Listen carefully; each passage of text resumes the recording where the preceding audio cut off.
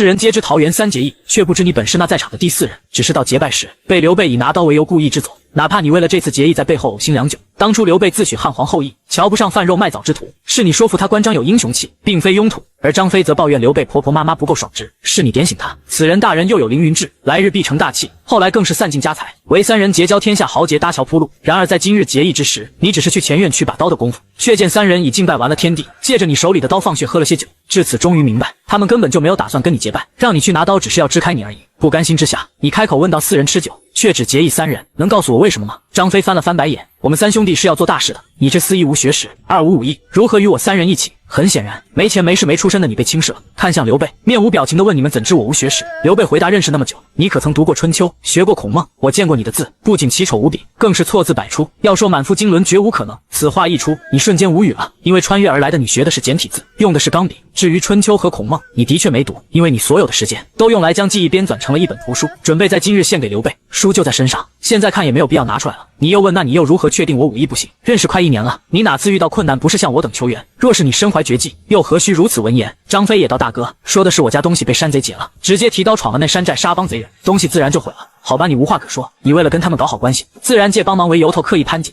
再说你次次都带了厚重的礼物，却没想到反而因此被轻视，造成了3人眼中自己不会武艺的印象。其实穿越来以后，你已体质大变，一人单刷100人山贼，不过副手之间只是刘关张3人根本不知道吧？但是还有解释的必要吗？没有了，明明认识自己的时间更久，交情更深，只因为自己文不成武不就，宁愿跟刚结识的张飞关羽结拜，也不愿跟自己结拜，还有什么可留恋的？利益而已。刘备在仁义也得你是他兄弟，他都不把你当兄弟，何来仁义？是轩辕想多了。说着，你毫不迟疑地转身走向门外，几步之后突然停下，转头说：从未正式自我介绍过，无名自号自成天，轩辕皇帝嫡传后裔。说罢回头往外走，路过一棵碗口粗桃树时，猛地一拳打出，将其折断，而身形却纹丝未黄。我只是不爱动，并非不会。轩辕家作为人皇后裔，自有人皇神力。一时间关羽和张飞都惊呆了，空手劈断那么粗的桃树，就是他们2人也得蓄力之后全力一击才能做到，但也绝对做不到这么举重若轻。今日一别，各自安好。说罢快步离开，不再多言，取出原本为刘备买官所准备的宝箱，收拾好行李，提着长枪翻身上马，顺着官道狂奔向了京都洛阳。此时已是汉末，由于黄巾之乱，天下烽烟四起，不仅官府的关卡形同虚设，流民贼寇更是数不胜数。正行走间，就见前方密密麻麻数百人围住了一个10几人的车队，一个骑马将军正跟车队众人一起逼，可他武艺一般，又寡不敌众，眼看着就要落败。虽然你不是什么悲天悯人的圣人，可见到强盗正在打劫杀人，却也做不到袖手旁观。于是你拍马上前，看准那躲在队伍后指挥的贼首，兵刺一枪，当场刺穿了那人的脑袋，接着猛地一跳，扔进山贼群中，砸倒了一大片。贼人不想死的都给我滚！一声大喝，如平地惊雷，把交战双方都给吓了一大跳。看到你如此神威，那些贼人如潮水一般轰然散去，而车队和一众护卫也趁着这个机会驾马离开，只留下那个骑马将军留在原地。这是一个身材瘦小、留着一脸大胡子的黝黑中年人，相貌平庸，但眉宇间却流露着一股特殊的气质。在下曹操，字孟德，兖州谯县人士，乃前太尉曹崇之子。那人抱拳说道：我叫姬浩，自称天山中仙人，轩辕皇帝后裔，大周王世子。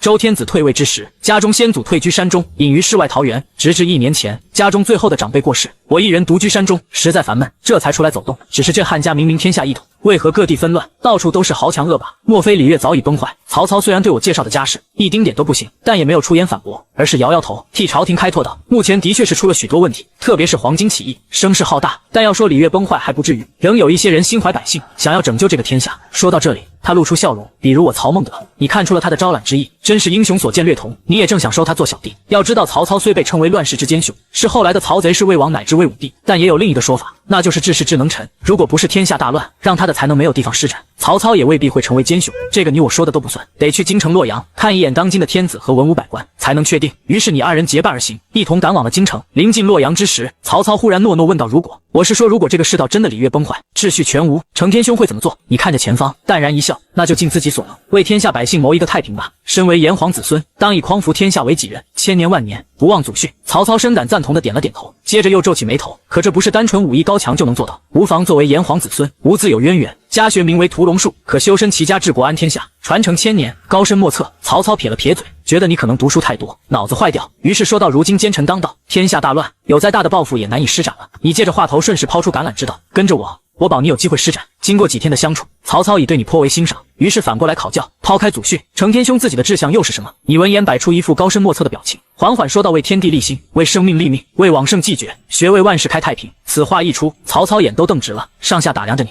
仿佛这一刻才真正认识你。你甚至过犹不及，并没有再说，而是取出背后的金刚长枪，在马背上抖出一个枪花，只是不小心间，让自己怀中的那本屠龙书掉了出来。一阵微风吹过，露出了飞燕气语，名为水军为舟，水能载舟，亦能覆舟。仅仅14个字，却是道尽了千古君民和皇权的本质。瞬间，曹操自行脑补了很多，彻底信了。那纵然不是皇帝所留，也绝对是周王室世代相传的家书。若是按照此书所说，400年前是百姓撑起了大汉，那现在正是百姓之水要颠覆汉室之舟的时刻。曹操认为，对方并不是因为在山中梦，这才外出走动，而是很多代人等了数百年，才等到一次机会。身为周王室后人，他是要反汉覆周，在定理院重新夺回天子之位。不知不觉，两人已经到了洛阳城外100里处的一个关卡，此处俨然有重兵把守。关卡外是数十万拖家带口逃难的普通，关卡内却一片安定祥和，歌舞升平。曹操感慨地看向你，询问成天兄接下来准备做什么？去买官，有了官位，才可以名正言顺地收拢流民，才能够招兵买马，有一番作为。闻言，曹操自告奋勇地将你带到了西园。这里被汉灵帝打造成了一个官员集市，明码标价售卖各种官职。这位陛下也是个人才，卖光搞得如此规模宏大又井井有条，就算是那些资本主义财阀见了，怕也得伸大拇指。在园内的最深处，坐落着一个宏大的店铺，往里走有太监宫女伺候着，还有大内侍卫守护。一个中年人正在案桌上批阅奏折，看到你二人到来，头也不抬，便说如果用钱采买，自己去选好了直接付钱；如果用宝贝换，先验货定了官职大小后自己去选。闻言，你这才看到店铺内摆放着一个个州郡沙盘，上面插满响器，标注着官位、价格以及任期。我带了至宝琉璃杯一只，还请陛下验货。说着取出了一只玻璃杯，看到这东西，正在批阅奏折的天子刘宏明显一愣，当即接过把玩起来，最后十分满意的点了点头，说此宝不错，可以换十全县令一任或是边外校尉终身，你自行挑选。十全县令掌控一线，百姓有水可捞；边外校尉则是武将，有名无实，有官无品，但逼格高一些，手底下没有兵，但可以名正言顺的招募，只要不超过限定人数，自己供养就合法合规。我看中了一个地方，能不能在那里单独设立一个校尉所？指着洛阳沙盘上，刚好处在100里关卡外的一座山谷问。只见灵帝笑笑说：“你难道不知道，官位是祖制，后世子孙不可乱改吗？陛下您还在乎祖制？”你反问：“那是当然的。”灵帝一本正经地说：“祖宗规矩不可逾越，违背就是不孝，要被千夫所指，被御史弹劾的。”说罢顿了一下，又开口得加钱。陛下圣明宣御史弹劾的。说罢顿了一下，又开口得加钱。陛下圣明轩辕号。说着掀开了宝箱，又从里面拿出了一只琉璃盘。立刻灵帝眯起了眼睛，端起来观摩片刻，点头说：“告诉我你要设立的校尉名字，我这便给你指自己取名字。”你不由得一愣，他对这个年代的官职不是很了解，一时间还真想不起什么好名。四下张望，结果看到了曹操那张毛虎脸，瞬间笑了，就叫摸金校尉。等以后升了官职，就把这个位子传给曹操。没毛病，摸金，好名字。灵帝说着，亲笔写下了摸金校尉4个大字，然后拿出传国玉玺，往上面一盖，便完成了交易。这是一个没有父母，不在编制之内的校尉，直接对天子负责，总兵2000，驻地在洛阳城外100里深山中的那处摸金校尉所。但实际上你一兵一卒都没有，所谓的摸金校尉所也完全不存在。然而结合当下朝廷允许自行招募项羽的政策，却可以将这个没有实权的虚职变成实打实的校尉。只不过兵要自己招募自己养，校尉所也要自己建造，所以你的第一步就是买官，在洛阳城外建立一个兵营，然后收拢灾民，组建起一支兵马。出了西园之后，曹操皱着眉头说：“只是收拢灾民，需要大量的钱粮，打造兵器盔甲又是一笔巨额花费，这根本行不通。谁跟你说赈灾就一定得花钱？”你摇了摇头，授人以鱼不如授人以渔，听我安排便是。第二天，两人驾着一辆大车来到了城外流民聚集的关卡，瞬间就有灾民围上来乞讨钥匙的，更有人直接去翻牛车。可是当他们翻开之后，却发现只有大半春马绳以及10个摞在一起的特大号鸡笼子，加上1桶粗盐，1桶早已臭了的下水。前3者都不能吃，而下水再臭，总归湿肉。马上就有人要抢，你也不客气，出枪就此直接把带头抓向下水的那人，刺死当场。立刻镇住了众人后，高声喝道：“就这1桶内脏，最多不过10人，有几人活命？但是如果不吃它，我可以保证1000人万人吃饱，再也不受饿。”但他的话，众人却不敢冒。大部分灾民都意兴阑珊的离开，但也有一部分留了下来。其中一个精壮汉子说：“俺叫周仓，几月前亲眼见到你，在官兵手下救下了几个灾民，信你是条汉子，该怎么做直接吩咐吧。”直到这时，你才注意到面前这人虽然衣着破烂，却并无威。不仅如此，他还收拢了10几个年轻汉子站在身后，明显是小弟，基本可以确定，这就是后来给关羽抬大刀的那人。你这身力气，到哪里都饿不死，怎么也来这里了？闻言，周仓叹口气，原来此时他还没有下定决心加入黄巾军，想要上京城来看看朝廷是否能给百姓一条活路，却没想到来了之后被当作灾民，连关卡都没有进去。本来气愤至极，已经决定投黄巾推翻朝廷，却在临离开前亲眼看到你挥舞长枪救下一名冲关卡的灾民，还说出了不出几日就会有人赈灾的话，让他又升起了希望。于是，在原地苦等3天，终于又一次见到了。俺不知道这1桶内脏怎么能救1000人万人，但是性别的没有什么，这一身力气还有身后10几个兄弟都交给你了，那咱们就可以直接开动了。你笑笑，指着通往自己营地的那条山路说：“都跟着我，驻地的所在可不是你随便选的，那是洛阳城北皇城防线以外靠近黄河的地方，可以实现自给自足。我们现在要做的事情很简单，就是将麻绳拴在鸡笼上，里面放置一些发臭的下水，投入黄河中捕鱼。到地方后，你取下自己背后的金刚长枪，在悬崖上打起了洞。只见他把枪头做凿子系在马背上，向下抖动，枪花每一次都能扎入岩石数寸，一吸10几枪，乒乒乓乓的声响中，不一会就凿出了个尺余深王口粗的大洞。如此计谋让众人看得直瞪眼。特别是周仓一脸骇然，将兵器捅入石壁他也能做到，但如此迅速精准，要是在战场之上，一枪就能杀了自己。随后曹操那边带人弄来了几10个木桩，全部插进去，拴上绳子开始捕鱼。但这样做等也属实无聊，于是你把自己的金刚长枪取出来，用麻绳拴上，在看到一只特大号红鲤鱼跳出水面时，立刻掷出手中的长枪。只听他的一道炸水声，长枪整个刺进去，溅起了数丈水花，扎中了大笑着。你猛拉绳子，挣扎的大鱼被直接拉出水面。远远的看到那只巨大的鱼头，周仓等人都非常激动。开门红这么大的个头，一只都够我们吃半个月。曹操说着也上来帮忙，立刻一条2米多长、将近1米宽的黄河红鲤鱼映入了众人眼里，少说也有300斤，还挣扎着想要回到河中，却被你一拳打在脑门上，当场毙命。那边有动静，周仓突然喊道。闻言一向绑着鸡笼的麻绳看去，发现其中一个剧烈抖动了起来，于是赶忙抓住麻绳往上拽，不一会儿又弄上了一条3尺长，不知道是什么品种的大鱼。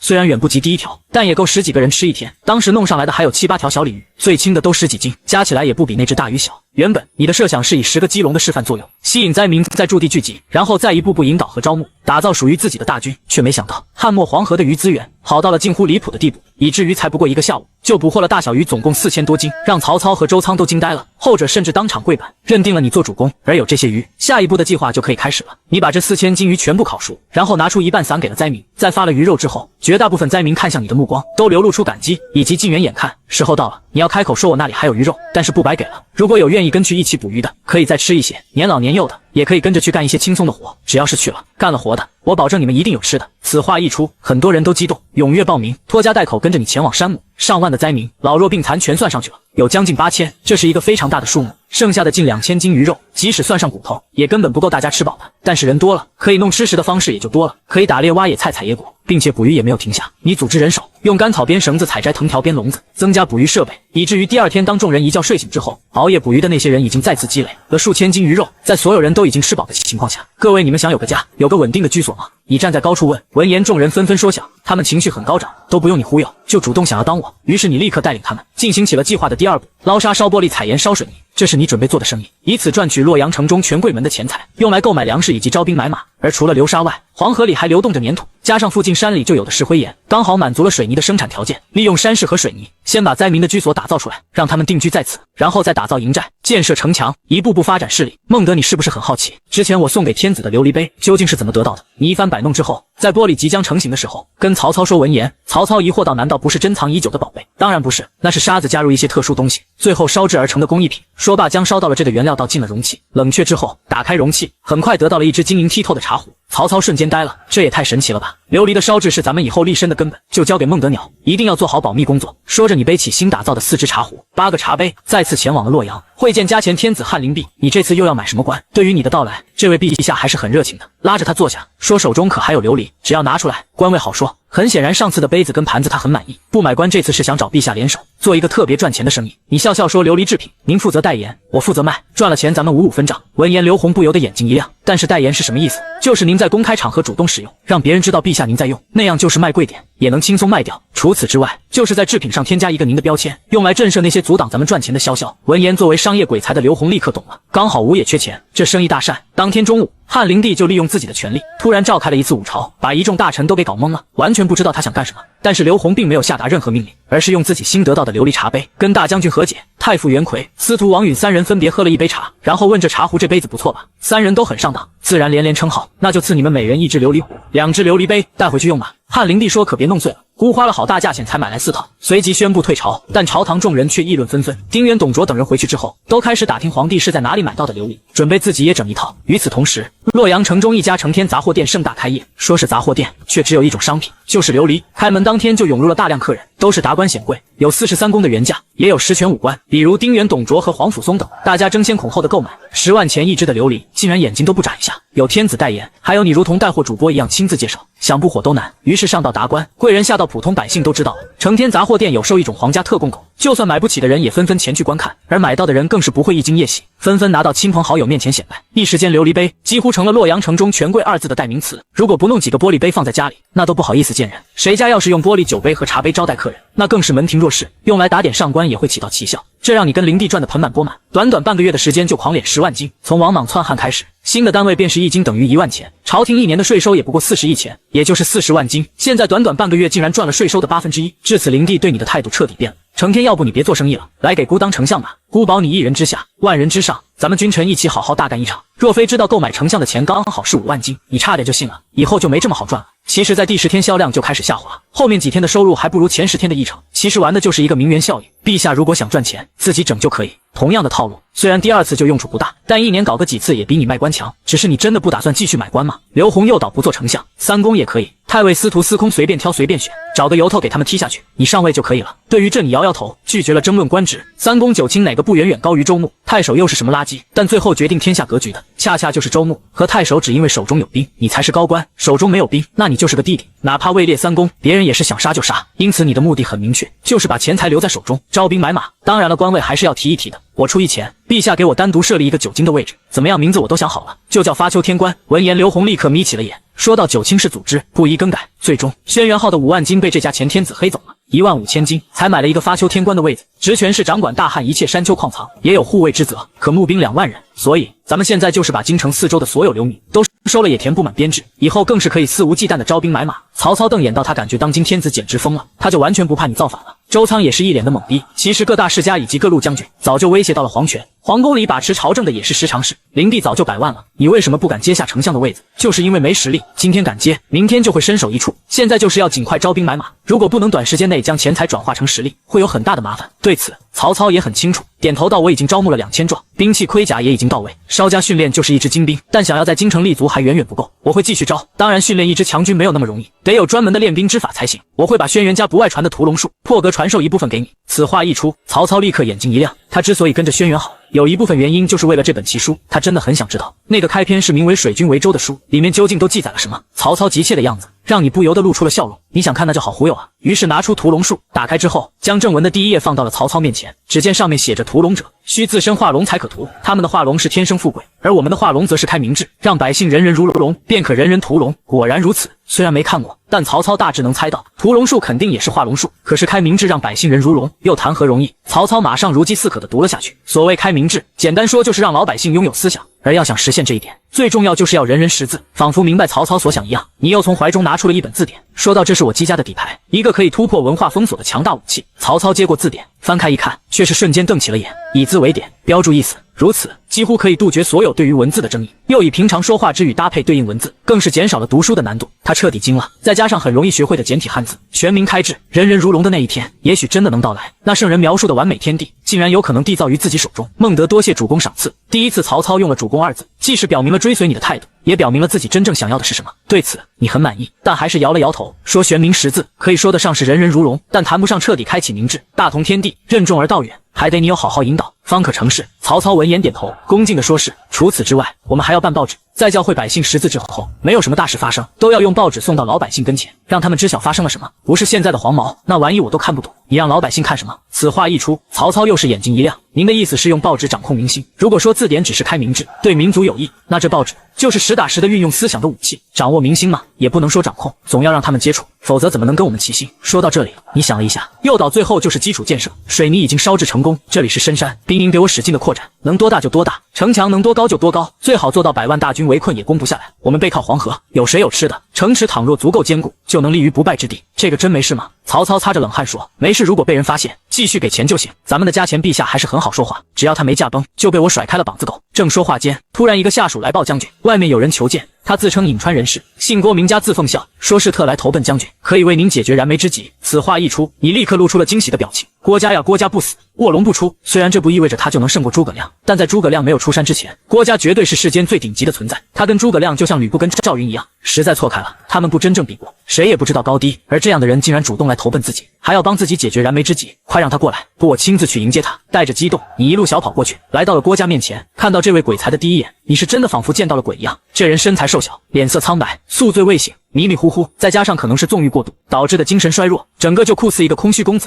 让你差点以为走错了片场。来4个身强力壮的大妈，帮忙抬到我的书房去。你满怀恶趣味地说，书房里你跟郭家对面而坐，开口询问你为何会来投我。闻言，郭家笑笑说，将军的一手天子代传可谓是出神入化，短短半个月的时间，怕是已经敛财有10万金吧。说罢喝了一口酒，又道大头应该入了陛下口袋，但将军手里应该还有至少3万金，以此招兵买马，打造一支强军绝无问题。说话时他脸上带着敬佩，我从未见过如此奇谋。对于这你有些脸红，前世这可是普遍操作，但你一向脸皮红，摇摇头说这只是小意思。我还有个聚宝盆之谋，没有用吗？何为聚宝盆之谋？以此前生意为诱饵，扩大产量为理由，拉别人投资，前期投钱数倍奉还，当钱财投至最高点，再给他来个釜底抽薪，直接卷钱跑路。凤笑觉得此计如何？此话一出，郭家瞬间酒都醒了。大夏天的，怎么突然这么凉了？当然现在不是干那事的时候，用不到咱们要做的还是高筑墙，广积粮。总之，大同尚未实现，同志还需努力。气氛到了，作为上司的逼装完了，折服了下属，下来就是用了。你立刻询问，凤下来时说可解决我的燃眉之急，你可知晓我那燃眉之急究竟是什么？闻言，郭家立刻道兵，他只用一个字就直指本质。将军不缺钱财，但缺名望，唯有前去讨伐黄巾，才可博得名望。而讨伐之时，也可趁势招兵，先招黄巾军中战败被俘的，再招讨伐黄巾之10个州郡前去支援的。项勇这番话让你眼睛一亮。黄巾军可不弱，后来争霸天下的诸侯，好几个都是收拢黄巾军起家。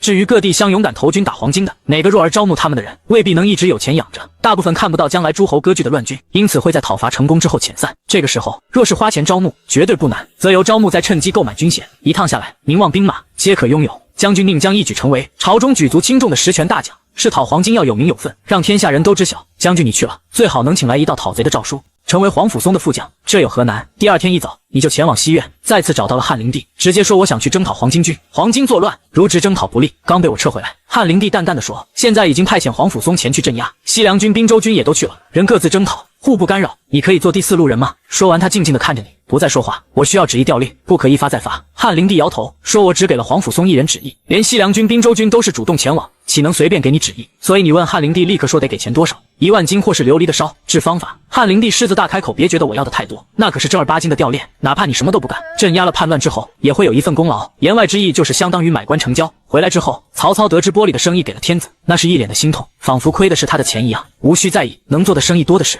一个玻璃而已，还是已经饱和的市场，也就给了。你不以为意地说，咱们接下来做白糖做酒水，有的是赚钱门路。你看像山谷中正在忙碌的百姓，说洛阳周围的灾民差不多15，有14000都在这，用我的屠龙术将他们武装起来，打造一个居民一心、全民皆兵的坚固根基才是重中之重。说他看向曹操、郭家、周仓3人，你们中要留下2个人，发展咱们的根基，谁愿意留下？讨黄巾能立功得名望，但留下除了在你这里立功外，在外什么都得不到。可听了你的话后，3人却都表明愿意留下。郭家更是直接说我身子骨虚，上不了战场，还请主公体谅，这是宁愿用身体做借口，也要留下来。那行，就奉校园服留下来吧。你们一文一武，按照我制定的方针好好发展，希望我出征回来之后能有一个稳固的根基。最终你带着曹操领2000兵马正式出征，挂发秋军旗号。另一边在卢植被撤下来后，负责征讨黄巾军的皇甫嵩接到了朝廷的诏令，也得知了将有一员大将奉旨前来协助讨贼，对此并不是很感冒，准确的说是厌恶，把你当成了镀金的混子，但他也不能抗拒，因此还是将你任命为副统，领2000部曲，负责清扫流窜的黄巾军。这正中你下怀，你来此就是为了招兵。曹操立刻着手去做，领1000兵马，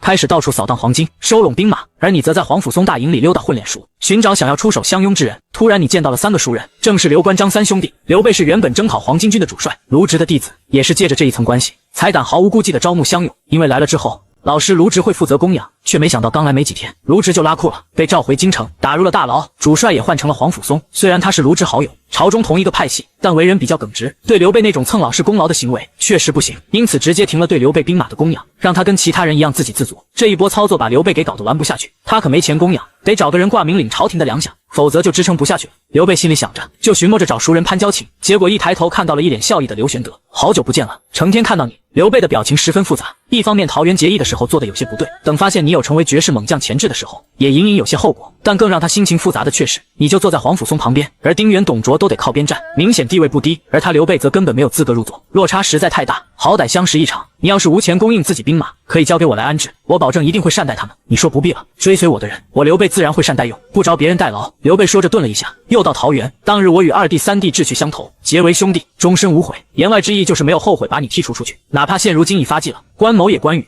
想要顺着大哥刘备的话说2句，可眼睛从你头顶放下来后，却发现你早已看向了别处，是丁原跟董卓呢。此时二人正在争吵，为了一个先锋将军的名额，董卓作为西凉军的代表，想要让自己的得力干将华雄做先锋将军，而丁原则想让自己的部下张良出战，把功劳抢到滨州军手上。原来黄巾军首领天公将军张角刚刚于军中病故，现在黄巾军由他的弟弟张宝、张良统领，其中以张良最为勇武，声望最高。若是能一举将他斩杀，不仅可以立下大功，还能借势招降他手底下的黄巾军精锐是块大肥肉。所以两人为了抢功，已经快要打起来。而主帅黄甫松则静静地看着，根本不说话。大帐中还有一个2米高、相貌异常英俊的文士，面色沉稳，丝毫不关心二人的争执，已露出笑容，走过去道：“奉先觉得华雄、张良二人谁可破？张良都不能。董卓若是派华雄出战，最多1成胜算，多半会战死。”吕布摇了摇头说：“文远能力足够，但义父不会给他太多兵，更不会以身犯险。亲率大军前往，也破不了黄巾军。”这番眼界刷新了你对吕布的认知，不愧是能成为天下第一猛将的人。最终黄甫松打圆场，命董卓从侧单方夹击，谁拿下张良，谁就是头功。董卓得令后，立刻带着华雄以及本部西凉军开始攻打张良。在他看来，如之一个文人都能打赢张角黄巾军，不过土鸡瓦狗根本没当一回事，冲过去就是干，从左翼突袭，直奔张良，然后连张良的面都没见到，就被大军围困，陷入了危机之中。看到这个场面，刘备知道机会来了，带领关张二人冲阵，杀向了董卓那。而另一边，张良则带领3000人马从右翼突击，倒是杀到了张良面前，可寡不敌众，却难以击溃敌军阵型，并且最重要的是，张良的勇武出人意料，哪怕以张良的武艺，短时间内竟然不能赢，反而因为小兵干扰，还落了下风。麻烦了义父不想犯险，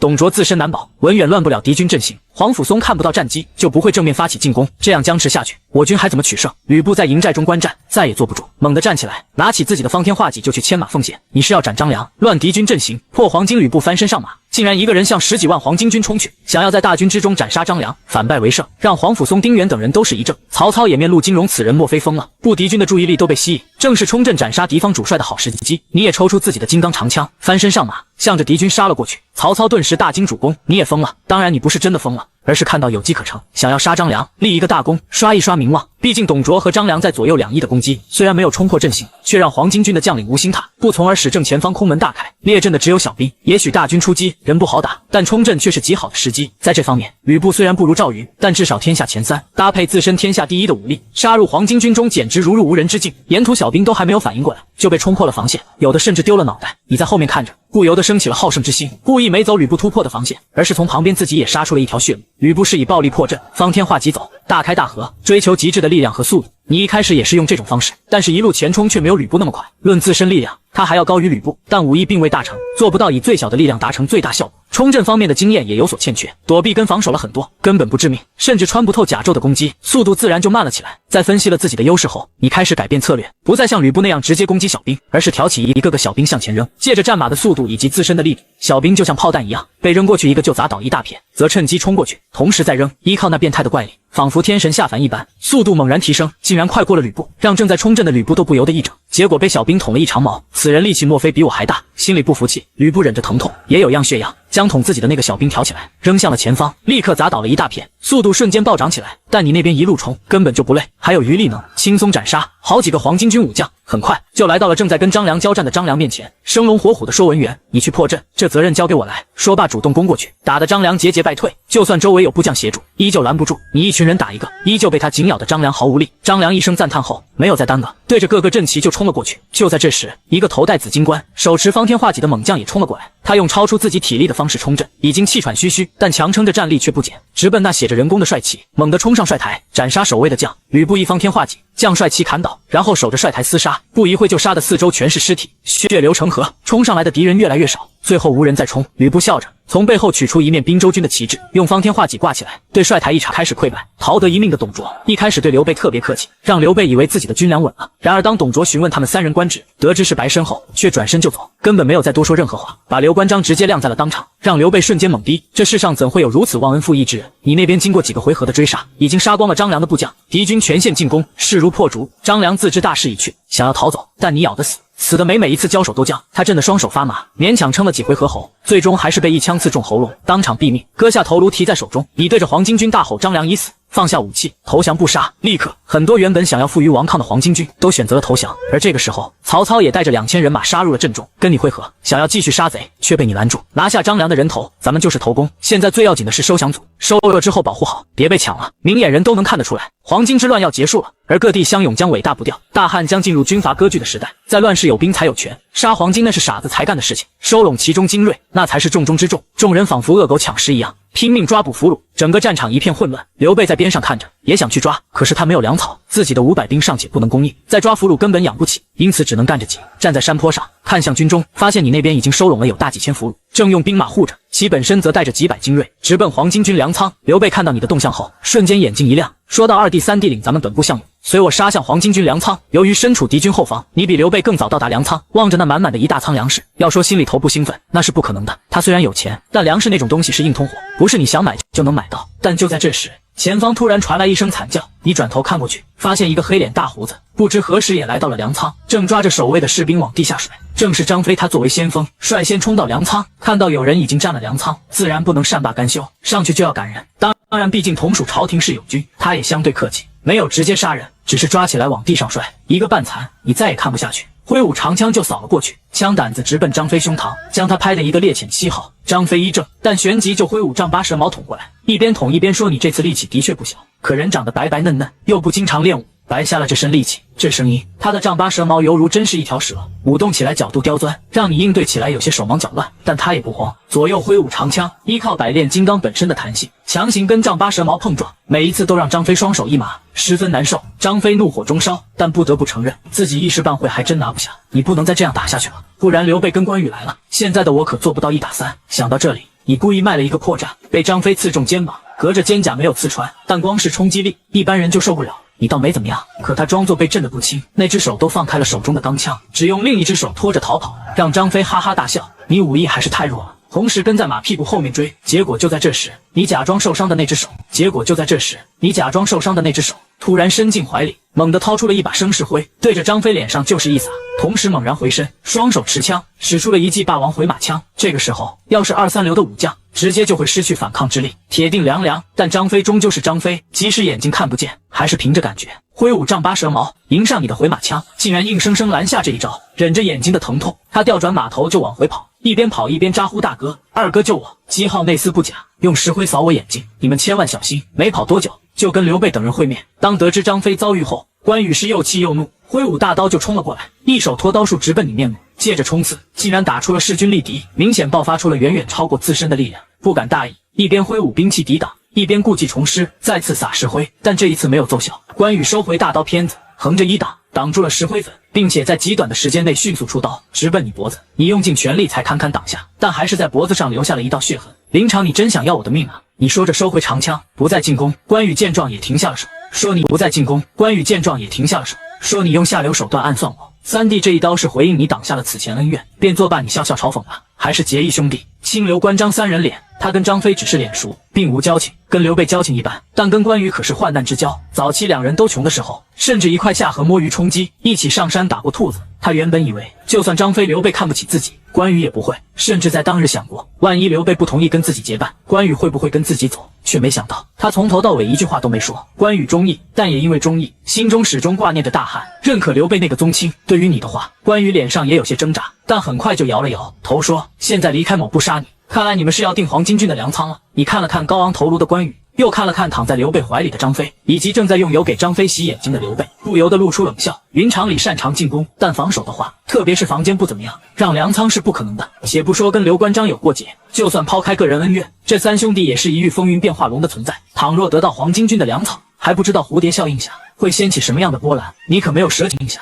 会掀起什么样的波澜？你可没有舍己为人的心思，绝对不会让这种此消彼长的情况出现。那你可以试试是你的剑快还是猛的刀快。关羽说着，猛地一拍马向你冲了过来，大刀挥舞。这一刻，就算是你也能感到令人窒息的压抑，但他并不怕，一边策马暴退，一边搭弓射箭，一次射3箭，分别射向了关羽、张飞、刘备。3人射完之后，迅速换枪，使出回马枪攻击，瞬间拔剑劈开了箭矢。可还是有一支箭矢射到了张飞身上，那一箭你故意没有对着张飞的要害射，而是射向了他的小腿，距离远，刘备想挡也来不及，又不致命，让护着张飞要害的刘备都没有反应过来。又听到张飞嗷的一声惨叫，关羽听到3弟的惨叫，立刻更愤怒了，看，一只射喉咙，一只射心脏，来不及多想。他挥舞大刀，用刀片挡住了射向脖子的那一剑。挥舞大刀，用刀片挡住了射向脖子的那一剑。刀柄则拨开了射向战马的那一剑，同时身子侧弯，想要躲开射向心脏的那一剑。但你猛的又是一个回马枪，不刺他喉咙，而是刺他腿臂。关羽下意识的抬腿躲避，结果腿是避开了，身形却是没能侧开，以至于射向胸口的那支利剑再也无法躲闪，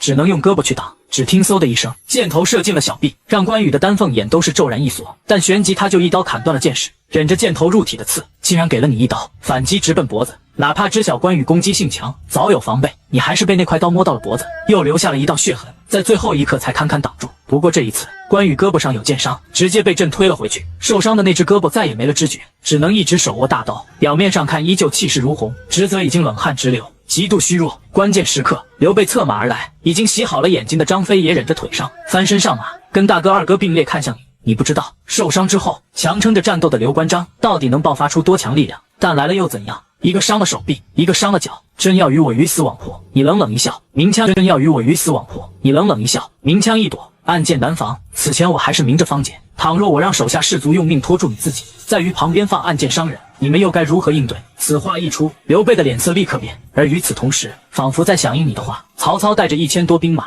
外加8000降兵，浩浩荡荡的杀了过来。见面二话不说，直接来了句弓箭手，准备让刘关张三人瞬间猛逼撤。最终刘备无奈带着关张二人撤走，只留下你在原地哈哈大笑。此时外面战斗已经到达了尾声，黄巾军兵败如山倒，四处逃窜，而众人则收拢残兵败将。人群之中，你正跟一众士兵训话战场杀敌。各为其主，我亲手杀了张良，但也敬他是个英雄。事到如此，不是我一介武夫所能改变。可你们跟了我，就是我7号的兄弟，我保证只要有自己一口吃的，就不会让你们挨了，甚至要让你们吃香的喝辣的，每人都娶个3妻4妾，一大堆老婆，开枝散叶，光宗耀祖。说罢，他就地打散众人，把之前的2000兵马全部晋升为5长，每人统领4个黄金降兵主攻。这样有点冒险。曹操说，此时战争还没有彻底结束，有2000精锐，即使还没有彻底结束，有2000精锐，即使被数万大军围困，也有希望杀出去。但打散之后，若是形不成战斗力，1万兵马也是一盘散沙。我相信他们。你说平乱还在继续，黄甫松取胜之后，一刻也没耽误，直接带兵前往了地宫将军张宝之处，打扫战场的事情则交给了你。于是薛元浩一边在军队里加强思想建设工作，一边进行灾后重建。除了领兵帮当地老百姓重建家园，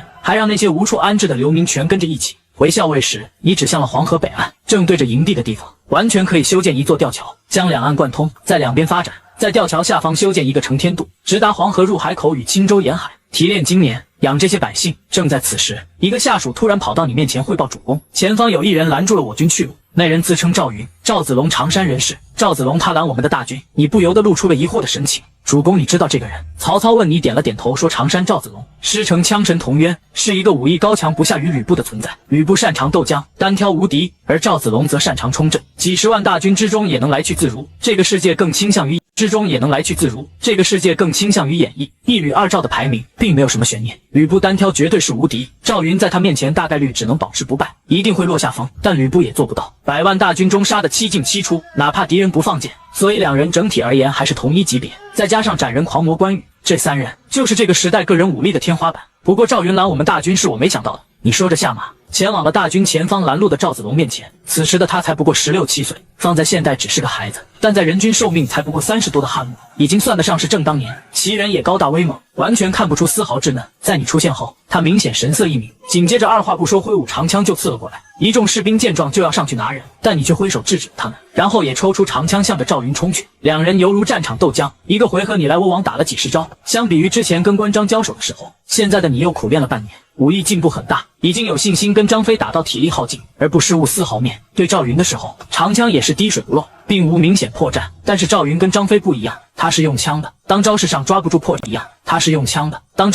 不住破绽后，他就开始比拼速度，以最基础的抖枪攻击，速度直接飙到了1秒10几，枪快如闪电，让你一时间只有招架之力，完全没法反击，不行有手必失。心里想着，你找个空档变招，不再抵挡，而是左右摆枪，专门攻击赵云的枪杆子，这也是枪术的基础。但同样一学难精，最吃力气。普通人用木枪左右摇摆很是简单，威力也不大，但你用金刚长枪左右摇摆，长枪本身的弹性就恐怖，猛拍肚子，甚至都能让一匹骑着人的战马直接栽倒。此时赵云的正确做法应当是避开摇摆，继续攻击你，那样胜负真的难料。但他也是艺高人胆大，见你左右摇摆，他也跟着摇摆起来，龙胆亮银枪弯曲出弧度，猛地一弹，跟你的金刚长枪碰撞到了一起。下一刻，叮当的一声，赵云的脸红了，气血翻涌，明显吃了不少的亏。硬碰硬，还没有谁能跟你相比。哪怕是吕布冲阵的时候表现出来的力气都不如他。不过吃了个亏之后，赵云立即调整过来，从原本的刚猛转变成了巧劲，后手抓稳枪尾，前手却任其摇摆，借着巧劲卸力，配合枪的弹其摇摆，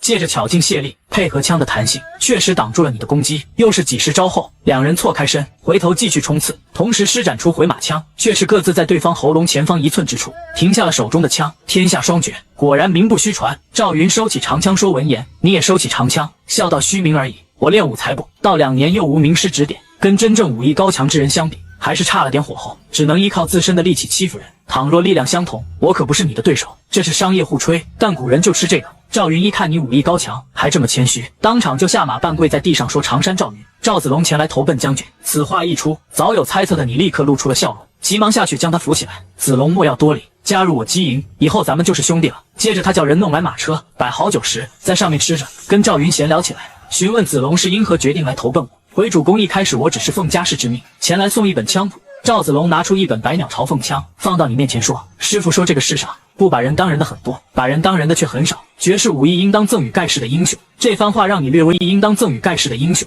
这番话让你略微有些脸红。盖世的英雄自己可不是，只是想走群众路线，用百姓包围世家，掀翻这个世界罢了。但枪谱他还是收下了。当今的他单靠自己练已经陷入了瓶颈，再想提升就不能闭门造车。这枪谱可谓是雪中送炭。至于自己，一开始其实我是不服气的。赵云说，对此你并不意外，16、17岁正是那个叛逆的年龄，谁都不服很正常。印象中的赵云之所以沉稳，那是因为成名之时已经人到中年，那个年纪不沉稳的又少见了。那后来呢？曹操插口问。后面我一路过来，亲眼见到主公是如何对待百姓，心中自然生出了敬佩。赵云说，但还是有点不服，直到刚才交手，亲身体会到主公的一身神力，这才彻底服气。说罢，他猛灌了一口酒，又塞一嘴肉，然后才道：若是主公学会了百鸟朝凤枪，再有一把神兵利器于，根本不可能是主公对手。接着一番询问，你才发现赵云的龙胆量银枪很不一般，材质、重量、韧性都是专门定制的，跟他完美契合。若是换个兵器，实力会大打折扣。也就是说，神兵利器对武将而言加持极大，战马也至关重要。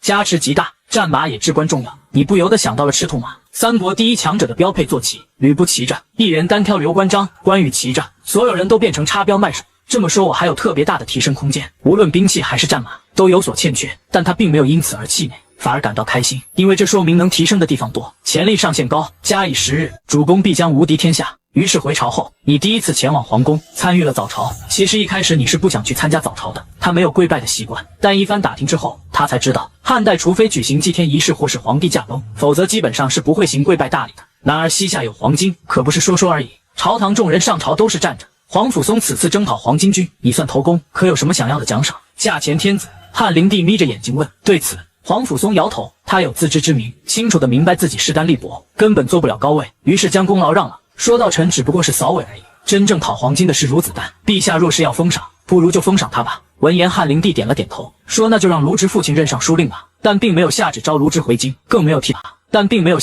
植回京，更没有提到主管什么。毫无疑问，这只是个名义上的父亲，给个官身而已。实际上卢植还是闲赋在家，俸禄怕事都没有。姬爱卿你已经是位比九卿，官职上朕就不给你提了。灵帝又说就赏你个爵位，封为承天侯吧，兼任青州牧，早些上任，管好青州。前者爵位依旧是个虚的，毫无卵用，但州牧的位子却是实打实的封疆大吏，某种意义上比三公都还要高。因为汉末有杀了三公的州牧，却没有杀死州牧的三公。不过汉灵帝也不全是好心，也给你挖了个坑。要说黄巾军闹得最严重的，就非青州莫属了。皇甫嵩都没去清理，是渠帅牛逼吗？不是，是那个破地方穷，还遭灾了。朝廷根本无力赈灾，而只要不赈灾镇压叛乱多少次，后续都会再次反叛，根本没有镇压的意义。老百姓不想饿死，便没得选择，只能造反。因此朝廷一直置之不理，直到关羽一刀砍了管汉，曹操又收服了青州军，青州之乱才宣布结束。那距离现在足足有10年。现在你做青州牧，绝对不是个好差事，但你并没有拒绝，而是抱拳说陈领旨。之后天子又敕封丁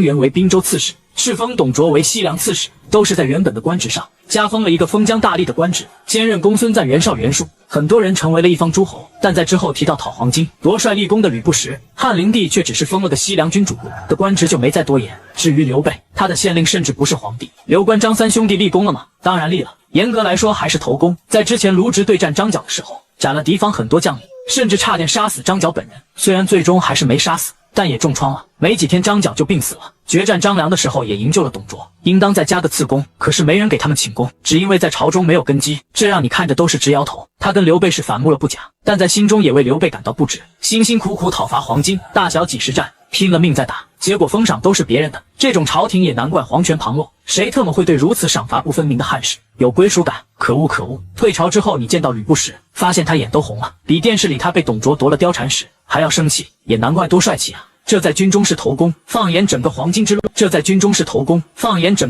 乱，也就刘关张三兄弟的功劳能跟他媲美，但偏偏那三人封赏都没有，这吕布也只封了个小小的军中主，连个将军都没有混上，甚至还不如吃了败仗的华雄，半生凋零，只恨未逢明主。吕布发一句牢骚后，直接上马离开了洛阳，直奔滨州，显然是心态炸裂，不想再在京城待了。你有心招揽，但想想还是放弃了，不是时候。现在的他自身也一大堆麻烦，招揽吕布过来不重用，早晚对方还要跑。重用的话，他哪里有那么多兵马给吕布带？别看已经有2万人，但得了青州牧的位子，往青州6郡一份兵，一个郡才3000人，除非他也跟其他诸侯一样，只要主城不管百姓死活，否则兵力顷刻间就得。见底为何是青州？回到营地之后，郭嘉皱着眉头说那地方连年大旱，又遭了黄巾之乱，现如今已经乱作一团，除了北海那边还有个太守孔融在支撑，东来城阳、济南等地全都近乎成了空城。说实话，他不建议打青州，没好处不说，还是个大包袱，属于花钱买了不自在。但同样，除了孔家之外，北海没有其他世家，几个城池没了太守，也刚好是安插自己人的好时机。你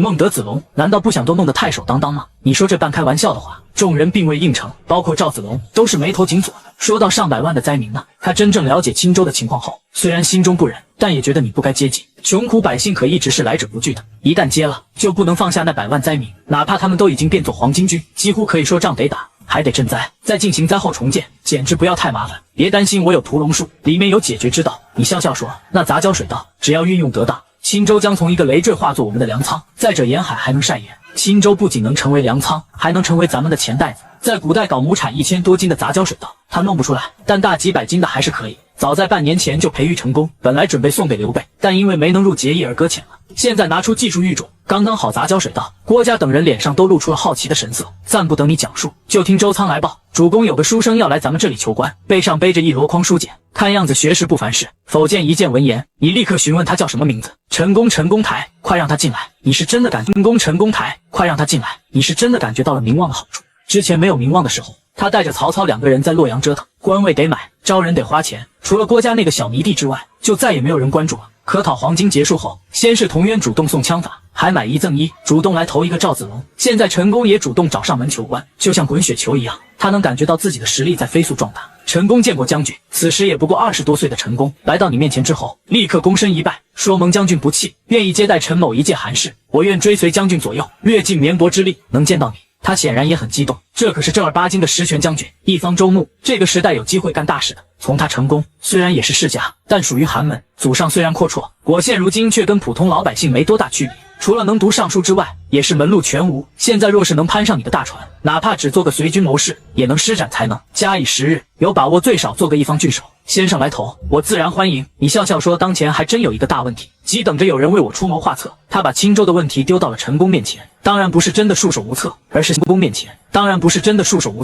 想效考一下陈宫。主公在为青州之事烦恼。陈宫问道，大可不必。陈宫说，青州之顽疾在于黄巾之乱，可将军兵马充足，足以扫平，而拿下青州之后，可在东来去海盐以卖盐，养活青州百姓，打通黄河水路，与洛阳这边正在修建的承天渡连接到一起，以京都为中转，送往每个州郡，足以让青州富裕起来。在不知晓杂交水稻的情况下，他竟然也提出了一个可行的方案。仔细一合计，就算是没外挂的普通诸侯，依靠这个方案都能把青州发展起来，成为支撑自己打天下的根基。而你他有杂交水稻，可把青州做粮仓，又有经验的提炼方法，可把这个时代普遍使用的粗盐提炼一番，卖出更高的价格。不过再好的方案，都得有人去执行才可。心里想着，你看向曹操、郭嘉二人开口说，青州有6郡，除了北海郡守建在外，其他5郡的郡守不是逃了，就是死于黄巾之乱。现如今空缺5个太守之外，你2人可有靠得住的人才推荐于我？他也是随口一问，没指望太多，却不料2人闻言都是眼睛一亮。曹操率先说，我的老师蔡邕被流放在外已经多年，我可以修书一封，将他请来为主公效力。紧接着郭嘉也说，我有一好友名叫荀彧，可修书一封，请他前来。对于这你甚是欣喜，立马说到，叫来都叫了。蔡邕能力如何他不知道，但作为当时鼎鼎有名的大人，门下弟子一定遍布大江南北，只要他能来到自己麾下，那就是个风向标，文人士子会纷纷来投，县令、县城之类的小官就不用再愁了。至于荀彧，那可是跟郭嘉齐名的存在，在内政方面很有一手，能收到麾下，绝对是如虎添。可能有人说了，忠诚是个问题，荀彧最终跟曹操反目了，那么问题来了，他是明着反对曹操吗？并不是，是曹丕等人得意忘形，没登基就逾越了规矩。若是已经登基，不好说。再者，以自立的人设是周王室后人也，占着大义，不怕收复不了。荀彧多多益善，曹操笑了，说：“那我本家还有2位弟弟，不对是4位。曹某本姓夏侯，夏侯家也有2位才能出众之人，与我交好，我可以分别修书1封，全给叫来。”最后当2人书信发出去，并没有过多久，就来了2文4武，足足6个人才。除了前面说的蔡邕和荀彧外，还来了曹仁、曹洪、夏侯渊、夏侯惇，4人都是一流的良将。可能有人说他们是跟了曹操才身居高位，但不要忘了，曹氏3公出身，夏侯也是世家，但真正飞黄腾达的就他们4个，会没有真本事吗？别的不说，排兵布阵4人都是好手，武艺也不弱，跟绝世猛将也能过几招，不会轻易被斩。很好，你的本家将领以后就由你统属了。你说一部1250人，一将统2部，1万兵马就交给你了。接着他看向赵云，又说：“你功劳不多，暂做我本部亲兵，等去青州讨黄巾立了功勋，我封你为第2路统兵将军。”闻言，赵云立刻半跪感谢，但被你拉住了。子龙无需多礼，接着又敕封文官。蔡邕本来就是大儒，又曾经做过高官，被你直接任命为了乐安太守，是唯一一个直接封官的存在。而郭嘉、荀彧、成功3人，则都只是领了一个郡城位子，分别着手海盐、农桑、水运之事。谁的事情做好了，才能升官成为郡守，也算是一种鞭策，轻易给的对方不会珍惜。除此之外，还空缺了一个太守的位子，没有候补人选，那是对整个基营所有人的鞭策。只要好好干，人人都有机会，并非大比。好好干，人人都有机会，并非大比，而是实打实的给普通下属留了一个登顶的机会。至于周仓，他武艺一般，排兵布阵也不太行，做武将不太合适，则被你敕封做了侍卫统领，负责自己的安全。别的不说，至少忠诚方面，这人毫无问题。两岸的墩子修建好了，又过半个月，你看着两岸已经修建好的桥墩，用手中长枪绑着麻绳远远冲刺，一个奋力扔了过去，直接插在了对面的桥墩上，让曹洪、曹仁等人都大呼神力。而赵子龙则一脸惊讶地说：“这枪法的绝技，乾坤一掷，算是被主公弄明白了，也是真的适合他。那不仅仅有力量，还有发力技巧以及准头，若不是招式娴熟，外加神力惊人，根本就不可能做到。”架吊桥打通黄河两岸。你说完，看向了桥墩下已经被凿开的石壁，以及黄河水面上等待着的10只大船。又到曹操领1万兵马留守，镇守成天渡，其他人带上良主，随我去青州，打造咱们的大本营。洛阳距离青州并没有多远，大船顺流而下，天还没黑就到达了目的地乐安郡，颇有一种千里江陵一日还的感觉。看到地方后，你的好心情瞬间就全没了。他知晓青州受灾了，知晓这间就全没了。他知晓青州受灾了，知晓这里可能不太好，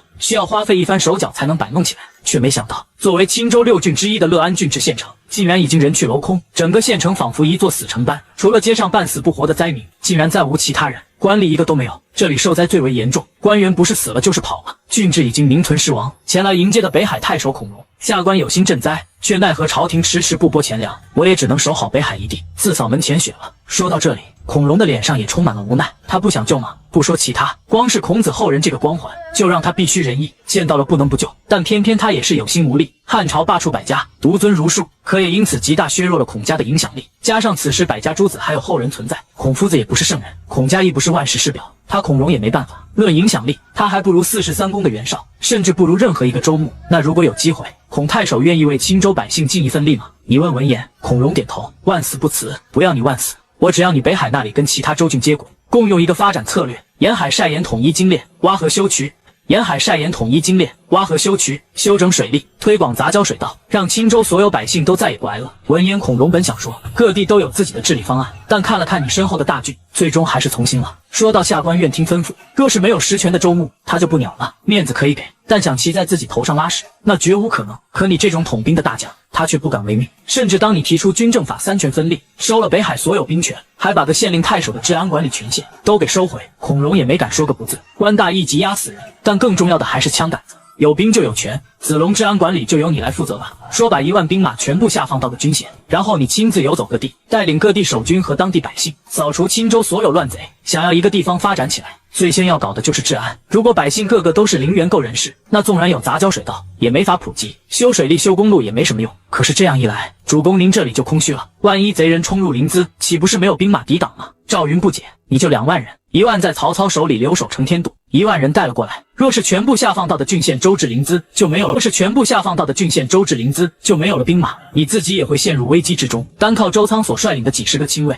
可挡不住青州作乱的黄巾军。我的武艺你还不放心吗？你笑道他这么做的确有风险，但为了更快发展，也只能冒险。分兵讨贼其实不重要，安民才是重中之重。不过他得到百鸟朝凤枪后，苦练1个月，已经打破了瓶颈，实力比之前提升了一大截。单靠武艺也是当时超一流的存在，搭配自身神力，更是真正到达了绝世层次。只要领兵之人不是吕布、关羽、赵云这种绝世存在，那就算乱军围城也留不下他。更不要说黄巾军，还连甲胄都没有了，他根本不放在眼里。不要再耽搁时间了，晚一刻就是很多百姓受灾。你说至此，赵云再不担保，开始分兵驻守各地，而你则入主临淄，发布了自己成为州牧以后的第一个正式的证明，创办大同社。青州所有人，无论世家子弟还是普通老百姓，都可以加入。进了大同社之后，大家集体吃喝，集体干活，共同发展青州。如果选择挖河修水车晒盐，不仅可以吃饱饭，还能得到工钱。选择种地的，自身没地支援，统一分配，统一劳动；自己地支援，统一分配，统一劳动；自己有地的，则可以带地加入，地还是自己的，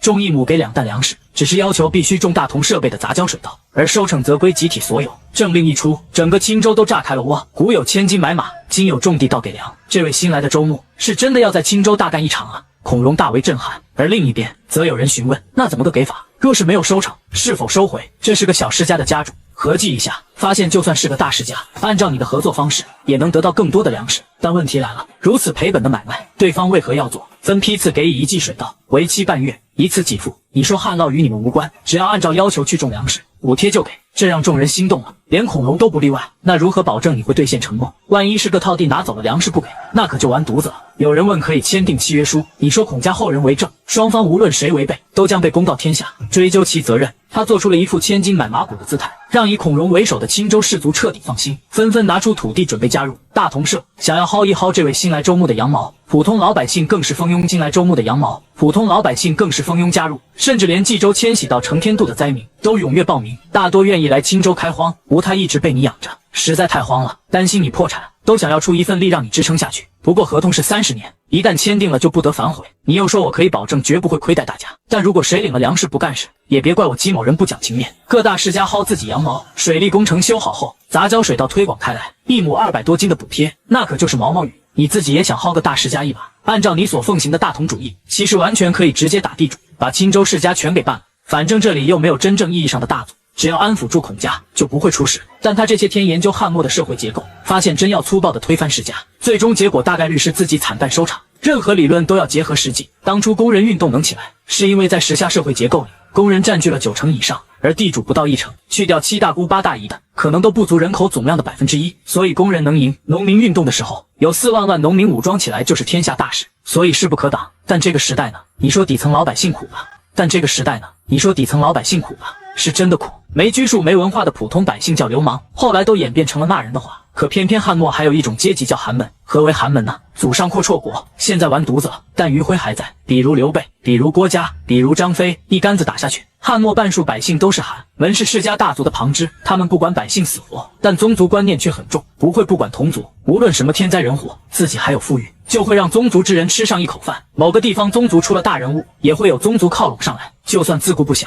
宗族学堂也一直在传承，不饿死就不会断，这便是寒门。在这种情况下，若是粗暴的打世家，将会把寒门都推到对立面，把错综复杂的宗族势力全变成敌人。这样的话，群众基础都没了，没有绝对的数量优势，你腿子撼动不了世家大族，这也是黄巾军失败的原因。但田地都被世家把持了，不让他们吐出来，又会影响到自身的发展，所以你就想到了一个种地倒给粮的法子，先放个诱饵，把世家给勾过来，再用杂交水稻增发，整体财富上升的同时，世家没能水涨船高，普通百姓的地位就上来了。能水涨船高，普通百姓的地位就上来了。再搭配釜底抽薪的字典，便可将世家平民化，打掉他们的优势，然后青州就能运转起来。荀彧后面就由你来主持了，发一个模板契约，无论世家子弟还是普通百姓，都一视同仁。你打开局面后，把工作交给了手下，而自己则带人前往了乐安县城北，靠近黄河的地方。这个时代虽然有郡那个行政单位，但并无郡城，只有下属管辖的县和以郡名为名的郡治。县城乐安郡的郡治便是乐安县，地处黄河入海口处的一座大山坡上，并非现代任何城池。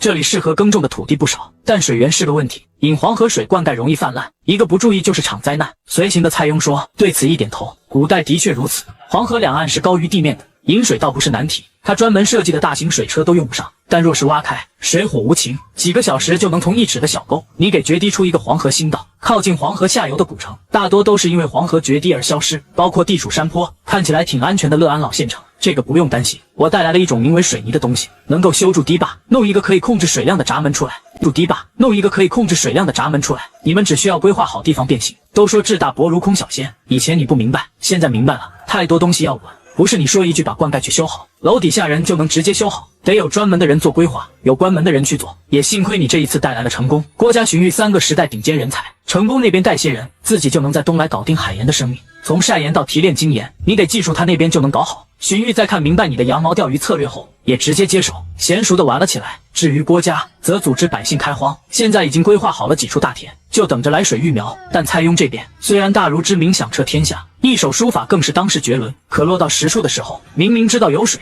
依旧运用不起来。规划中的乐阳渠一点头绪都没有，只能你亲自挑大梁。这边弄水库，这里弄泄洪闸水车，用处不大，但是不能没有。在极端干旱的天气下，可能要去黄河中心河道取水，备用工事必须修建完善。你说泄洪道也必须弄，我不想哪年雨一堵就止，接给我们淹了。别的地方如果被淹，可能没办法。青州若是被淹，那就是个笑话了，旁边就是海；州若是被淹，那就是个笑话了，旁边就是海。能被黄河淹了，但是前几年还真被淹过。去年又大旱，一来一回造了几百万灾民出来，朝廷又不问事，最终100万灾民化作黄巾军，州治都给冲了。就是水利工程没做好，官员只想捞钱，那花钱的是谁特么做？听将军之言，真是如醍醐灌顶，我这就去办。蔡邕说他受时代的限制，很多东西想不到，但执行能力是真不错，带着一群门生弟子前来，短短几天的功夫就把之前乱作一团的乐安县给梳理好。郡守、县令、村长3者连成一条线，安抚住了当地灾民，再加上赵云的清剿，情况是一天比一天好。说到这里，就不得不说一下，原著中活跃青州的广汉直接消失不见了，去了别的地方霍霍。至于原因，大概率是怕了你。管亥曾是张良手下，而张良是被你亲手干掉的。父亲娘亲让我们姐妹来送饭，突然一个清脆的声音响了起来，你下意识的看去，发现一个大概17、18岁的女子，一个15、16岁的小姑娘，正一人提着一盒子饭，在家丁的护送下来到了黄河岸上。这时，我的女儿甄姬和昭姬原本定好了亲事，却因我被流放而耽搁，早就错过了亲事，却因我被流放而耽搁，早就错过了年龄。正想等安稳下来之后，修出一封去问问呢。蔡邕说这让你眼睛一亮，笑道如此说来，两人都还未曾婚配。没有。蔡邕摇头，那别休说了，错过了就是没有缘分。你笑笑说都许配给我吧，因为没有妻室。孟德可是经常唠叨我你的脑回路太快，蔡邕一时之间都跟不上他的节奏。将军莫拿这是开玩笑，就算甄姬耽误了婚配，现如今只能找续弦之夫，也没有跟妹妹同嫁一人的道。蔡邕本想拒绝，但他不是笨人，反应过来后却是眼睛一亮。你没娶妻，曹操催促什么？当然是因为一个无妻无子的主公，不让人放心。万一哪天你打仗死了，他的基业谁来继承？